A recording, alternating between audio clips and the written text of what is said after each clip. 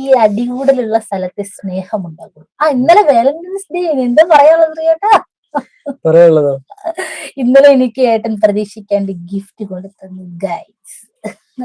അതാണ് എന്റെ വെച്ചാല് ഞങ്ങളെ കല്യാണം കഴിഞ്ഞിട്ട് 8 കൊല്ലായിട്ടോ. 8 കൊല്ലായിട്ട് ഇതുവരെ ഗിഫ്റ്റ് തന്നില്ല എന്നാണ് നിങ്ങൾ വിശ്വസിക്കൂ.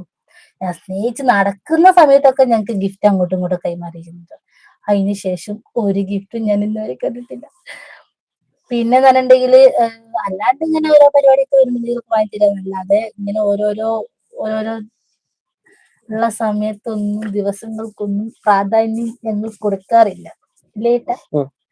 പക്ഷെ ഇന്നലെ ഏട്ടാ എനിക്ക് വാങ്ങി തന്നിട്ടോ.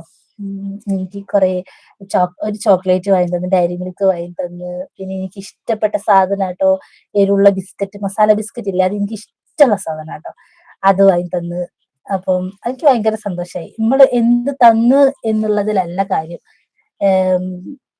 അല്ല എന്തൊക്കെ സാധനങ്ങളാ തന്നെന്നുള്ളതിനല്ല പ്രാധാന്യം, നമുക്ക് തന്നോ എന്നേ ചിന്തിക്കുന്നുള്ളൂ. ആ ഒരു ദിവസം എന്താണെങ്കിലും ആലോചിച്ച്, കിട്ടിയാ മതി. അങ്ങനല്ല, ആ ഒരു ദിവസം എന്താ പറയാ ആലോചിച്ച് വെച്ച് നമ്മളൊരു സർപ്രൈസ് തരുമ്പോ അത് പല സന്തോഷം നമുക്ക് വേറെ ഒന്നുമില്ല. കാരണം നമ്മള് എന്നുണ്ടെങ്കിൽ വീട്ടിൽ ഇങ്ങനെ ചോറും കറിയും ചായയൊക്കെ വെച്ച് അച്ഛൻ ഭർത്താവിനൊക്കെ പറഞ്ഞയച്ച് കുട്ടികളൊക്കെ നോക്കി ഇങ്ങനെ ജീവിക്കുന്നതിന്റെ ഇടയിലും നമുക്ക് ഒരു സന്തോഷം എന്ന് പറഞ്ഞാൽ ഇങ്ങനെയുള്ള ചില ദിവസങ്ങള് ഒക്കെ തന്നെയുള്ളൂ ഞങ്ങൾക്ക് സന്തോഷം എന്നറിയാം. ആ ഒരു സന്തോഷം കണ്ടറിഞ്ഞ് മനസ്സിലാക്കി ഗിഫ്റ്റ് തന്ന് സന്തോഷിപ്പിക്കുന്നത് എന്താ